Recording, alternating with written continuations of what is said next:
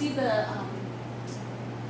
bar with the lines on it, that would be the May 2015 administration, and then the solid color is the, I'm sorry, that would be the, yes. So the strike bar, that was the previous, 2014, and the solid is 2015. okay. All right, thank you, I'm sorry, I'm getting my numbers mixed up. Show it at the So bottom. you can see that the students moved from, the teachers moved from 11% feeling like they were always rewarded for integrating technology to 15%. And then just steady progress across, where teachers are feeling like they're starting to be noticed and acknowledged for that. So thinking about like last year when we did a technology professional development summit at the high school, we used our own teachers. We highlighted the things that they were doing in the classroom, and they were our resident experts. With the I use, think you were reading that backwards. It shows just the first one shows improvement, the other one shows decrease. well, at the end, you see the rarely, we Yeah. went from 15 to 20 versus the movement and never. So I see what you're saying. So it's just an area where our teachers in the survey that we gave them as well does point to the fact that they're using it, and we do have to find more ways to acknowledge them for their use. Are the ones that are maybe not using it, just not a class where it's like applicable? Is there a way to, I mean, I'm sure you've looked at that too, whether, and the more we do this, like I would think the growth of like a history class where you can virtually explore a museum or something as they get more comfortable with that, but aren't there some classes, surely there are some classes that you just wouldn't tap into it as much? There certainly are, and there was no way on this survey to say I teach phys ed as Right. opposed to I teach math, where it's an online digital textbook and you're using it every period as Right. opposed to phys ed where you're probably not home. Right. So there was no way of deciphering, And it does, that actually does come up a little bit here when we look at teachers report using digital textbooks. So in this data, you can see the group that went from never dropped from 59% down to 47%. But then the groups for every few months, monthly, and at least weekly, all increased. And we do think we can attribute that to, at this point, we had the science department that had just purchased new digital textbooks. Now, going into this year, we have the English department, we have the math department, and we're looking at possibly the social studies department next year. So I would anticipate that the teacher use of digital textbooks, and here they're calling it assistive technology, which is actually, they're using it for that. Normally you would think about that as for special students, just using terms. But anyway, using the digital textbooks, that's something I would continue, I would think that we'll still see considerable growth, because as those textbooks become available and more teachers are using them, and not just the textbooks or the textbook aspect, but the fact that they can use the iPads or they can use the online digital content to show more videos, or even in the music department to show students a performance or have them videotape their performance and then critique it. So I think as we continue to have opportunities for this, we'll see growth here. And then the last one is another area of celebration is student digital citizenship. And so what we've seen is that overall there's been an increase in our efforts as a school and with individual teachers to be talking about this. So with teachers talking about it at least weekly, it went from 16% to 30%. Monthly went from 19 to 22. Every few months dropped from 35 down to 25%. And then never went from 30 to 22. So part of the reason also, again, we can't pinpoint exactly each individual teacher and how they responded, but we do know that as a school, there's been a concerted effort to have this as one message from the school. So for example, Dr. Jones, when the students come back, he has an assembly, he's talking to the kids about internet safety, he's talking about respectful use of the technology that they have. In addition to that, just this week, he had another presentation for the students where there was a lawyer, there was police from West Riding, Amplify, Wyomissing police departments, where they were there talking about the implications that students of actions that students can take when they're using the technology. So there's been a concerted effort at the school level to address this, and then we can see teachers, depending on how they're using it for their instruction, then we see that they are starting to have different conversations with students. I also want to add that all of our seventh grade students take a quarter course, Intro to STEM, and that is one of the units in that course is digital citizenship. So they're getting in seventh grade, they get it every year with our assemblies. We just had ours yesterday. We had 2 different ones yesterday, and I think it worked very well. All right, so some areas of growth. The first will be teacher professional development. You know, we are aware of this. This is something that when we did our internal survey of teachers just around professional development, technology showed up as the #1 thing that they were interested in. So when we used this survey and the responses that the teachers gave here, they said that under technology, they would like to see an emphasis on multimedia skills, online collaboration, and digital collaboration. So that's an opportunity for growth for us.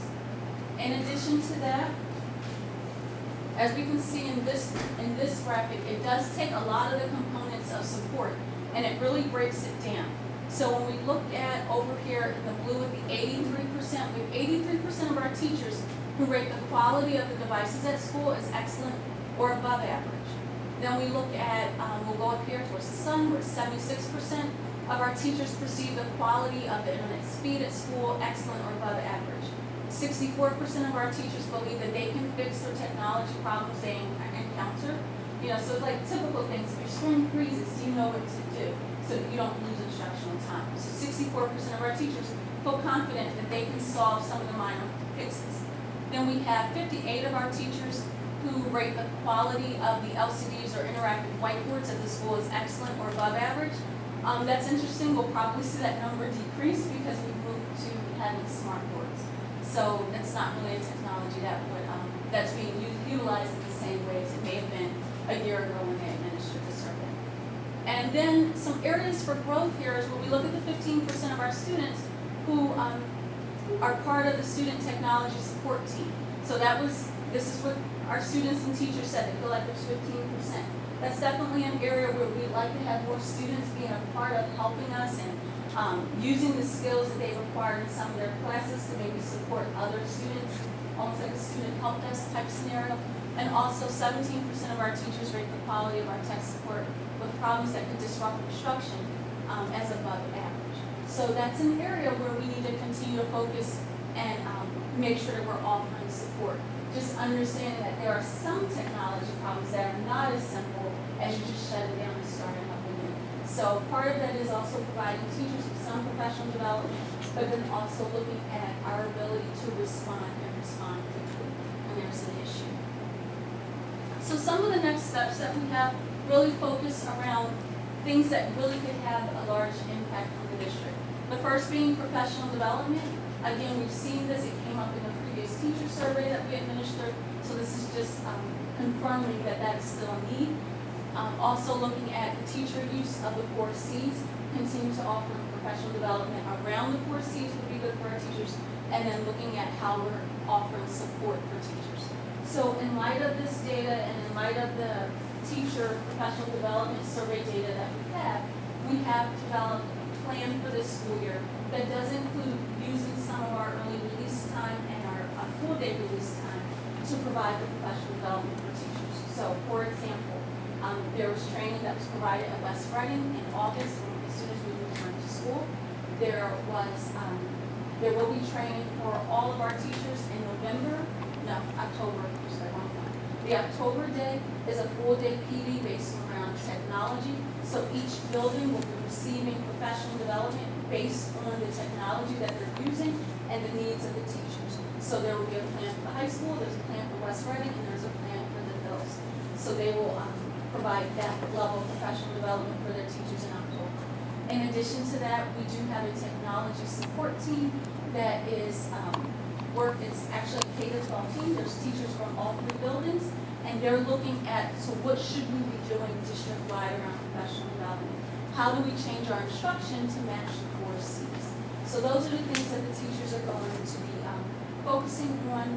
I'm I'm working with them along with Scott Arntz, and we're trying to make sure that as we develop a technology outlook for where we want to go as a district, that we're constantly keeping our teachers in the forefront, we're providing them the professional development and the support that they need, and we're also being responsive to changes with best practices around instruction for students at the same time. That is our Bright Grades survey data. All right, so we're sort of transitioning now. As you know, we have two committees that are now back-to-back, curriculum and technology. So that was our curriculum technology component. We now need to go into STEM. Okay, keep moving forward with that. Okay. Science, technology, engineering, sciences.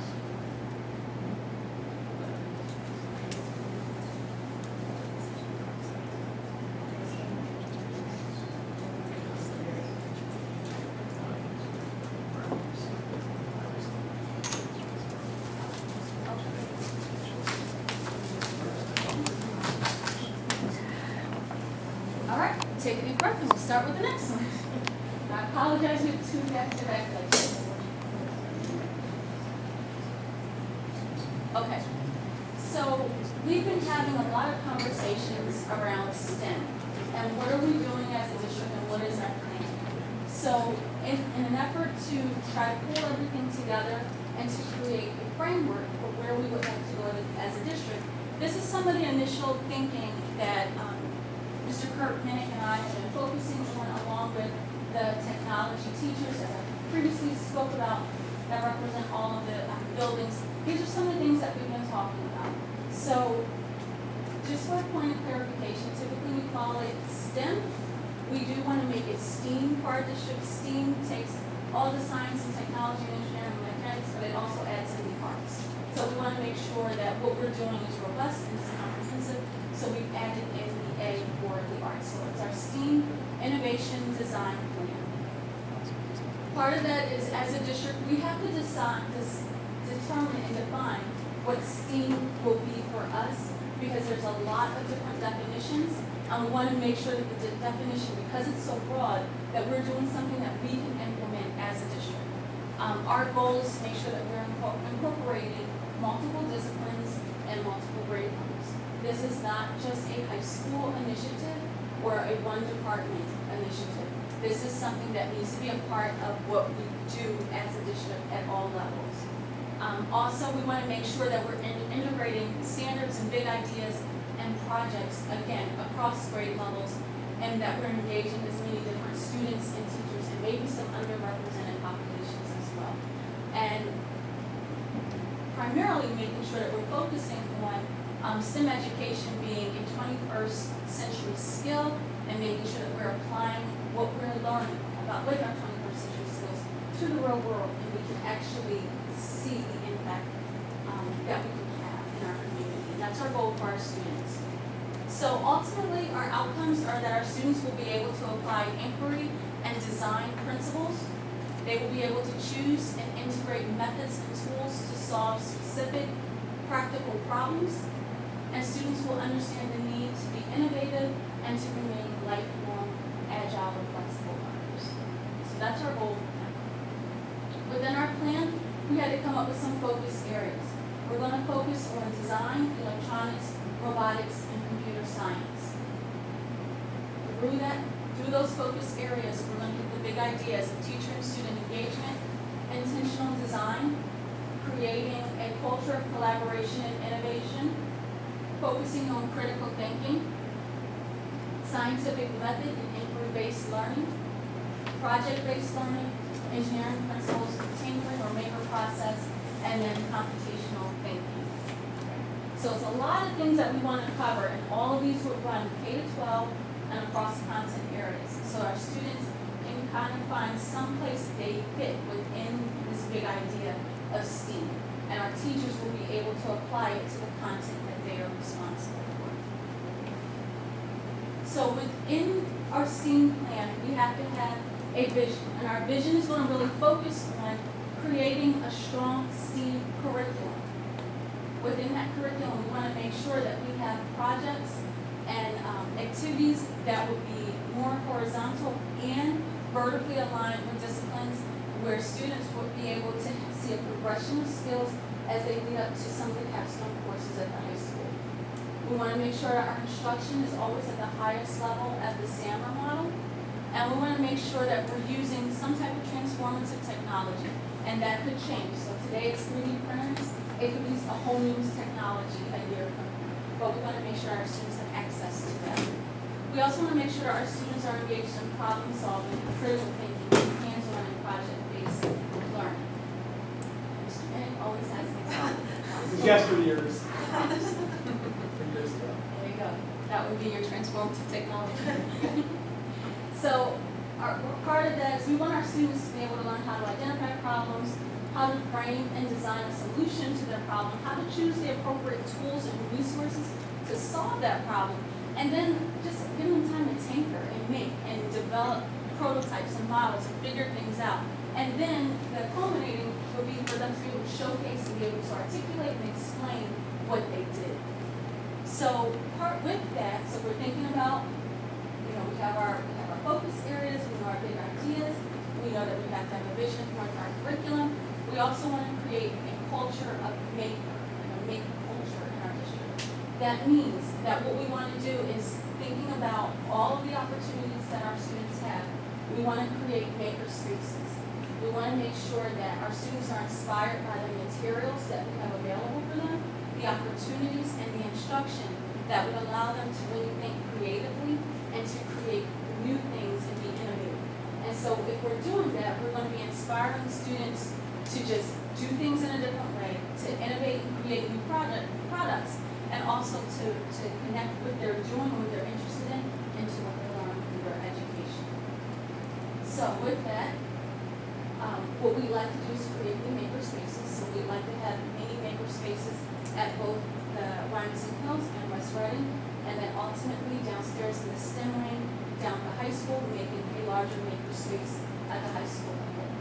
With that, we like to be able to showcase what our students are doing. We like to also reach out to our community and create partnerships where our community can come in to see what our students are doing, but they can also lend their time or some resources to help support what our students are learning.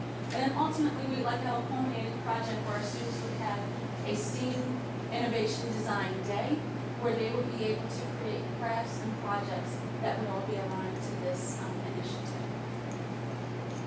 And so ultimately, our next steps are, first we want to tap into our community's professional resources and consultants. We have a lot of people that are kind of waiting for us to say, once we have a plan, we're ready to move forward. We have a lot of community partners we can start to reach out to garner their support. In addition to that, this year, the team of teachers from all 3 buildings that are working on the technology component for the District K-12, they're going to be focusing on the curricular plan and really developing that and thinking that through to say, what does it look like implementation at the elementary level versus the high school level, and making sure that it's aligned and that it builds to a strong program for when our students will get into some of our more rigorous courses at the high school. In addition to that, this team is also helping us to focus and plan for our professional development opportunities and making sure that along the way, we're looking at the level and the type of support that we can provide with our technology as far as hardware and software. So not just focusing on the devices, but looking at what are some other instructional things we can do with the devices, making sure that we're also thinking about outside of just iPads, but looking at laser cutters, looking at 3D printers, looking at the VEX robots, looking at little bits, bringing in a different just variety of materials for students to interact with so that they can use that to best meet the instructional needs for that class. And then having them catch the vision, we know that Mr. Minnick has the vision. He's gone to the World Maker Fair. He's able to take students in the past, and we know that it would be a huge asset to our thinking and our processes as if we can get people to go to the World Maker Fair, which is on October 1st and 2nd.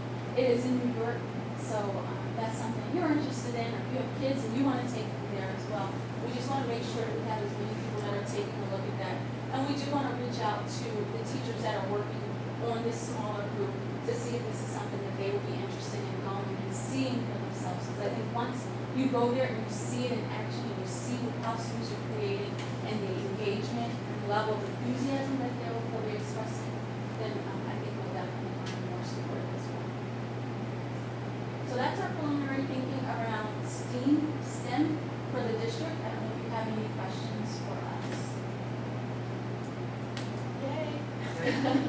No, this is great. I mean, it's so nice to finally see this on paper and to see an implementation that, I feel like it's been a long time coming, and I know Mr. Minnick has been working tirelessly on this, and so, as have others, but honestly, I'm so excited to see this step come to this. I just have to say, Mr. Minnick does a great job. The thought that he's put into this and what he's already brought to our district is just phenomenal.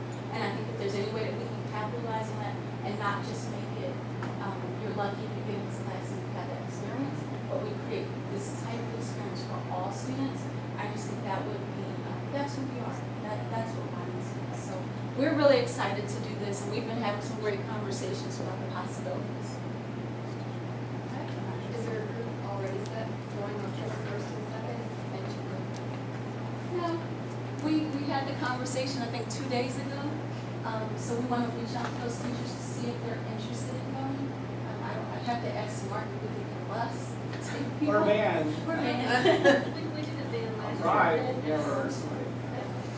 Did you say students met last year too? The World Maker, last year, the district paid for, students to go. We were one of 3 high schools out of hundreds of vendors showing a project at the World Maker Fair with 98,000 visitors over 2 days in New York City. And the year before that, I just stumbled, I won a grant and had $1,000 to spend, so I used it on a Manhattan hotel room one night, doesn't go far. But, and my daughter and I had, it was my birthday, the best time of my life, birthday that I gave myself for the grant. And it was just so awesome. And I had heard from friends that had been there the year before. So, and then our students, so if I could bring Sophie Breck down here or Sam Butterbosch, Chris Moss has graduated, they would just, you would see it in just their voice and their expression. Well, Just the take energy. students again this year? Well, That's what- my humble proposal is just announce it somewhere at tonight's rec open house. I don't know how we get the word out. I just thought of this the other day of pitching it as a way to get the fever. But in the future, it would be awesome if, unless we can pull it off this year, have a bus, have parents, give $20 for a family of seats, and find a couple chaperones or not. And each parent is in charge of his or her kid or a friend from the neighborhood. We just have a bus that does a day trip up there instead of going shopping in Chris Rockefeller Center in December. We just go. There are schools that do this at the San Francisco Maker Fair. That's the only one in the world that's bigger each year in May. So and then we give people maps. Maybe people meet to eat wonderful ethnic food that's all over the place. The site of the World Fair in 1964, you're on the same chunk of grass as the New York Hall Museum. U.S. Open and the Mets play nearby. And then we just all meet at 4 o'clock, get in the bus, and come home. It could be a yearly trip. Perfect for parents of elementary students, so perfect. Memories that would last, and my kids. It's like an interactive walking Franklin Science Center on the Earth under your feet. But our kids presented last year. Yeah, we were presenters. But we're not set. No, we're not set this Okay. year. And that was student initiated too, wasn't it? It was student initiated from Chris Nez and Sophie Wright. And they wrote the application. I proofread it in June, and they were accepted and they packed. And it was such great leadership potential came out of that trip. They sang show tunes on the band that kept me You know, I've learned more about show tunes than I ever knew in my life. It was an awesome experience for a group of people, and I would love it, personally, I don't want like any more thought about like Minnick associated with that. That is such a great potential for other people to go and head that up, even without technical experience. I mean, you're just really a chaperone if you have the right kids or the right, if the school builds the right institutional experience and believes that in it.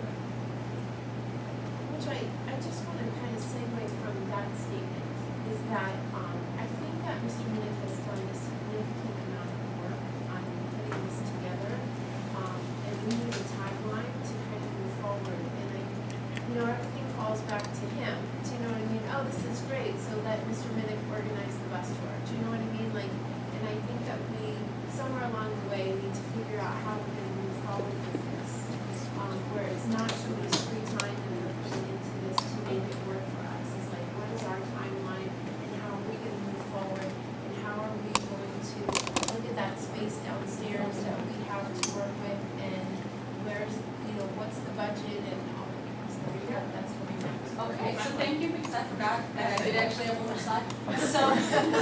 So we did put together a timeline. I'm sorry, can you go into slideshow view? Yes. And what we'd like to do today was just a briefing, just to share our thoughts with you. But we'd like to come back next month to kind of give you an update. Here's where we're at and go deeper into planning. Throughout the year, we definitely want to look at what's happening downstairs, when maintenance is moving out of that space, developing a plan for that before there would be a transition with the space. We also need to spend some time determining the funding and any staffing needs that can help support the program. And then actually creating that, hopefully being able to do that innovation design day at the end of the year. And then next year having a makerspace renovated space downstairs available for students. So that's the outline of the time frame, but we'd like to be able to come back next month and continue the conversation.